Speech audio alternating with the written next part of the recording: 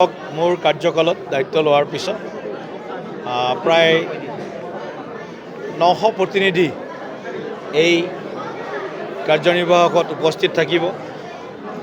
মাননীয় ৰাষ্ট্ৰীয় কাৰ্যকৰী সভাপতি নীতিন নবীন ডাঙৰীয়া বিশেষভাৱে এই কাৰ্যনিৰ্বাহকত উপস্থিত থাকি তেখেতে কাৰ্যনিৰ্বাহক সভাৰ উদ্বোধনী কৰিব। আমাৰ ৰাষ্ট্ৰীয় সাংগঠনিক সাধাৰণ সম্পাদক BL সন্তোষ ডাঙৰীয়া তেখেতো এই সভাত উপস্থিত থাকি আমাক মাৰ্গদৰ্শন কৰিব। অসমৰ নিৰ্বাচন প্ৰভাৰী ৰাষ্ট্ৰীয় উপসভাপতি সাংসদ বৈজয়ন্ত পাণ্ডা ডাঙৰীয়া, অসমৰ নিৰ্বাচনৰ সহ প্ৰভাৰী জম্মু কাশ্মীৰ বিধানসভাৰ বিৰোধী দলৰ দলপতি সুনীল শৰ্মা ডাঙৰীয়া আমাৰ মাজত উপস্থিত হ'বহি। আমাৰ উত্তৰ পূৰ্বাঞ্চলৰ সমন্বয়ক, আমাৰ দলৰ এগৰাকী অন্যতম মুখপত্ৰ উত্তৰ পূৰ্বাঞ্চলৰ সমন্বয়ক সাংসদ ডক্টৰ সম্বিত পাত্ৰ ডাঙৰীয়া আহিব।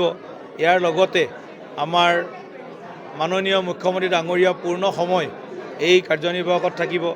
কেন্দ্ৰীয় মন্ত্ৰী সৰ্বানন্দ সোণোৱাল ডাঙৰীয়া, পবিত্ৰ মাৰ্ঘেৰিটা ডাঙৰীয়াকে ধৰি আমাৰ অসমৰ ভাৰতীয় জনতা পাৰ্টীক সন্মুখৰ পৰাই যিসকলে নেতৃত্ব দি আছে, একেবাৰে জিলা সভাপতিৰ পৰা আৰম্ভ কৰি ৰাজ্যিক বিষয়ববীয়া, আমাৰ মাননীয় সাংসদ, মাননীয় মন্ত্ৰী, বিধায়ক, বিভিন্ন স্তৰৰ নিৰ্বাচিত প্ৰতিনিধি সকলোৱে এই দুদিনীয়া কাৰ্যনিৰ্বাহক সভাত উপস্থিত থাকি 2026 চনৰ আমাৰ যি বিধানসভা নিৰ্বাচন, এই নিৰ্বাচনৰ কাৰণে এক ৰণকৌশল, ৰণনীতি আৰু আগন্তুক আমাৰ কৰ্মসূচী প্ৰস্তুত কৰিব।